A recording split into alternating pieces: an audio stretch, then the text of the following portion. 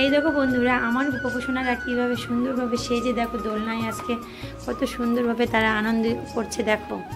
আর আমার এই দৃশ্যটা দেখার জন্য অনেক দিন ধরে আগ্রহী ছিলাম, কিন্তু আমি আমার গোপোষণাদেরকে এভাবে আমি দোলনায় উঠাতে পারবো আর আমার ঘরে তাদেরকে এভাবে বসাতে পারবো সেটা আমার কখনোই স্বপ্নে ছিল না, কল্পনায়ও ছিল না।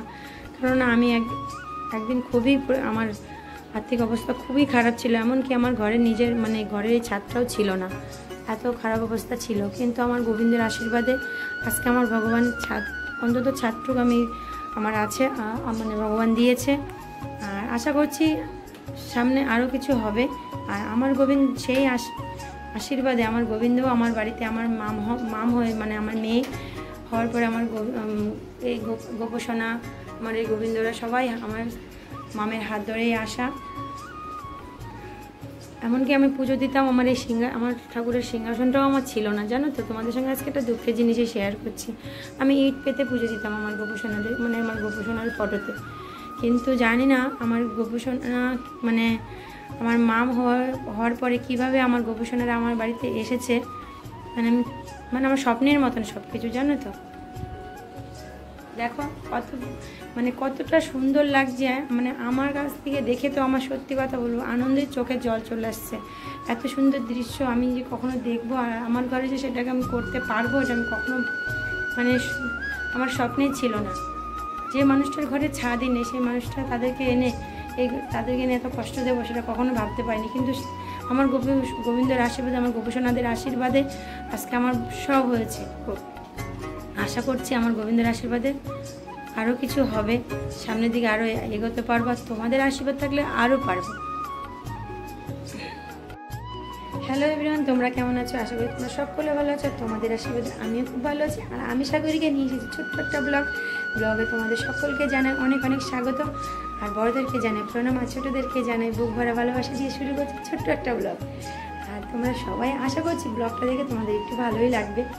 আর দেখো না, আমার গবেষণারা কত সুন্দর দোলনায় বসে রয়েছে, মিষ্টি আমার গবেষণারা কতটা ভালো লাগছে বলো না। আর চলো আমরা এখন এক জায়গায় যাবো বলে রেডি হয়েছি। চলো কোথায় যাচ্ছি, কেন যাচ্ছি তোমাদেরকে পুরোটাই শেয়ার করবো। চলো দেখো রেডি হয়ে গেছিলাম, রেডি হওয়ার পরে দেখো প্রচুর বৃষ্টি হয়েছে। বৃষ্টিতে দেখো জলটা পর্যন্ত জমে গেছে রাস্তায়। এই দেখো রাস্তায় কি জল জমে গেছে। আর আমাদের এখানে বৃষ্টি হলে যেহেতু আমাদের এই রাস্তাটা ঘরের সামনে রাস্তাটা জল রাস্তাটা খুব নিচু, ওই জন্য জল জমে যায়, জানো তো। এই দেখো কতটা জল জমেছে দেখো।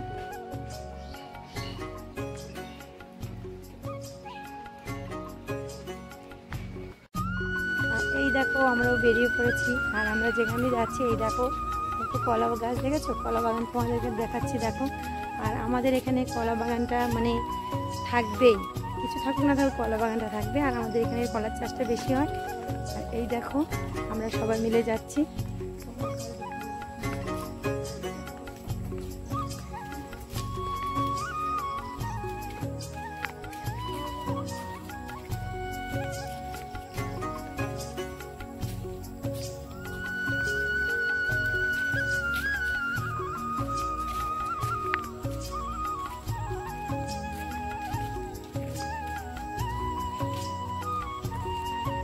চলো পুজো মণ্ডপের কাছে গিয়ে দেখা হবে আবার।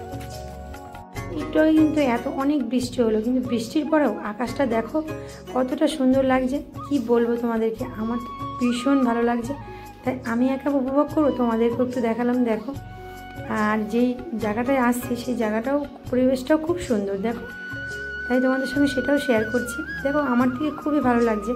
আর এই সাইডেই দেখো একটা বাগানটা ভালো লাগছে, কতটা ভালো লাগছে। আর বাগানের পরিবেশটা ভালো লাগছে, খুব সুন্দর। যেখানে যাচ্ছি বলতে মন্দিরে যাচ্ছি, মা মনসা মন্দিরে। বৃষ্টি হয়েছিল, রোদের ঝলকটা দিয়ে দেখতে যাচ্ছি আকাশটা, পরিবেশটাকে কতটা সুন্দর করে দিয়েছে। আর এই সাইডে আমরা দেখতে দেখতে চলে আসলাম মন্দিরে। আর মন্দিরে দেখো ঢুকছে, দেখো লাইটিংও করেছে। মন্দিরের এই অনেক কাহিনী আছে, এই কাহিনীটা তোমাদেরকে অন্য একটা ব্লগে দেবো। আর দেখো মন্দিরে আমরা প্রবেশ করে গেলাম। আর দেখো মন্দিরে বাইরেটা দেখো সব কিছু কত সুন্দর প্যান্ডেল করেছে, চেয়ার টেবিল সবই এনেছে, যেহেতু অনেক লোকজনকে নিমন্ত্রণ করেছে তাই এখানে সব চেয়ার টেবিল নিয়ে এসছে। আর এই দেখো এখানে আমরা ঢুকে গেছি। আর চলো মন্দির আমরা এসে দেখছি, আমরা অনেকটা লেটে এসেছিলাম, মন্দিরের ভেতরটা দেখো, বাইরেটাও দেখাচ্ছি। আর মন্দিরে পুজো সব হয়ে গেছে, ওই জন্য মন্দিরে গেট আটকে দিয়েছে, তাই আমরা বাইরের থেকে ঠাকুরকে প্রণাম করলাম। আর বাইরে দেখো সব সব কিছুই প্রায় শেষের দিকেই, পুজোর সব কিছু হয়ে গেছে। বললাম না, আমরা অনেক বেলায় গেছিলাম, 5টা 5:30 বাজে তখন গেছি। আর দেখো মন্দিরে একটা একটা আকর্ষণীয় জিনিস লাগছে আমার থেকে, এরকম আমি কোনো সময় দেখিনি কোনো মন্দিরে যে কলার কাজি ধরেই কলা এভাবে ঝুলিয়ে দেয়, কিন্তু এখানে আমি ফার্স্টে দেখলাম, তাই আমার কাছে একটুখানি অন্যরকম মনে হলো, তাই আমি একটু এটা তুললাম। আর এই সাইডে দেখো প্রসাদ খাওয়ার জন্য খুব ডাকাডাকি করলো, আর বসে বললাম প্রসাদ খেতে।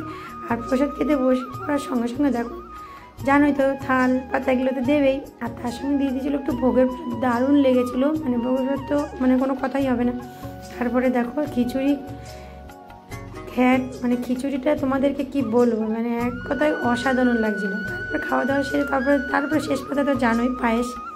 এ দেখো বন্ধুরা, ওখানে গেছিলাম, দেখলেই তো ঠাকুরের এখানে এত সুন্দর মন্দিরে এত সুন্দর প্রসাদ, কি বলবো তোমাদেরকে, খুবই সুন্দর হয়েছে। আর দেখো না, আমাদেরকে না যেন আমরা ওখান থেকে একটু প্রসাদও নিয়ে গেছি, যেহেতু বাবান বাড়ি রয়েছে, আবার মামাও রয়েছে। আর এই দেখো বাবান পড়ে এসে, এই দেখো পড়তে এসে এই দেখো চলে এসেছে পড়ে, আর এখন বাবান একটু প্রসাদ খেয়ে নিচ্ছে। এই দেখো বাবানকে একটু প্রসাদ খেতে দিয়েছি। আর প্রসাদ তো তোমাদেরকে কি বলবো বন্ধুরা, দারুণ হয়েছে। আর একটা কথা বলতে হয় যে মায়ের প্রসাদ, আর এরকম কোনো ভোগের জায়গায় বলো, মায়ের প্রসাদের জায়গায় বলো, প্রসাদের একটা অন্যরকমই একটা মূল্য, ওখানে তুমি যে যাই বলো না বলো, আমার কিন্তু ওই সব জায়গায় গিয়ে প্রসাদ খেতে আমার খুবই ভালো লাগে, আর খুবই টেস্টের, কি বলবো। আর এই দেখো খিচুড়ি প্রসাদ, আর এটার সঙ্গে ঘ্যাট, ও দারুণ দারুণ, কি বলবো তোমাদের। এই দেখো আমি চলে এসেছি বাড়িতে চলে এসেছি। আর ও বাবার মামের জন্য নিয়ে এসেছি, প্রসাদ নিয়ে এসেছিলাম ওখান থেকে, প্রসাদও দিচ্ছে বাড়ির জন্য, তাই আমি ওদের জন্য একটু প্রসাদ নিয়ে এসেছি। যতই হোক মায়ের মন তো, ওখানে প্রসাদ খাচ্ছিলাম, ওরা যায়নি যেহেতু, বাবানের পড়া ছিল, না বাবানকেও নিয়ে যেতাম, মামকেও নিয়ে যেতাম। আর বৃষ্টি হচ্ছিলো, জানো তো, তোমাদেরকে দেখালাম বৃষ্টি হয়ে পুরো জলে ভরে গেছে, তাই আমি মামকেও নিয়ে যাইনি, বাড়িতেই ছিল। আমি একটু গেছিলাম, আর আমি অনেক দিন পরে, বলছে কয়েক বছর পরে ওখানটায় গেলাম, যেই বছরে প্রথম ঠাকুর ওখানে স্থাপিত হয়েছে একাকার নিজ একটা, সেই কাহিনিটা তোমাদেরকে অন্য কোনো ব্লগে আবার দিয়ে দেবো। কি বলবো, তোমরা যদি কখনো আমাদের হবিবপুরে আসো, তোমাদেরকে অবশ্যই নিয়ে যাওয়ার চেষ্টা করব। আর খুব সুন্দর জায়গা। আর এখানে আমাদের মা মনসা ঠাকুর একা নিজে স্থাপিত হয়েছে, তার একটা কারণ আছে, সেই কারণটা তোমাদেরকে অন্য একটা ব্লগে দেব। আর আজকে ওখানে আর পুজো হয়েছে, দেখলে কত সুন্দর মায়ের মন্দির, গিয়ে মনটা ভরে গেল, খুবই ভালো লাগলো। আর মায়ের জায়গায় গেলে কার না ভালো লাগে বলো, খুব ভালো লাগে। আর মায়ের প্রসাদ দারুণ হয়েছে, আর ওখানে সবার ব্যবহার খুব সুন্দর, খুব ভালো, সবাইকে খুব আদর আপ্যায়নও করলো, কি বলবো তোমাদেরকে, সত্যি খুব ভালো। এটা আমার মন গড়া কথা না, সত্যি কথা বলছি, খুবই ভালো করলো। আবার দেখো না, বাড়ির জন্য সবাইকে জন্য প্রসাদও দিয়ে দিচ্ছে, তাহলে এত সুন্দর ব্যবহার বলো, এটা হয় বেশিরভাগ আমাদের গ্রামে। চলো তাহলে আজকের ভিডিওটা আর বড় না করে এখানেই রাখলাম। আর ভিডিওটি যদি ভালো লেগে থাকে তাহলে আমার চ্যানেলটিকে সাবস্ক্রাইব করতে ভুলবে না। আর আমার ফেসবুক পেজ থেকে যদি দেখে থাকো তাহলে ফেসবুক পেজটাকে ফলো করতে ভুলবে না। চলো নতুন কোনো ব্লগে আবার তোমাদের সঙ্গে দেখা হবে, ততক্ষণ তোমরা সবাই ভালো থেকো, সুস্থ থেকো, নিজের খেয়াল রেখো, টাটা।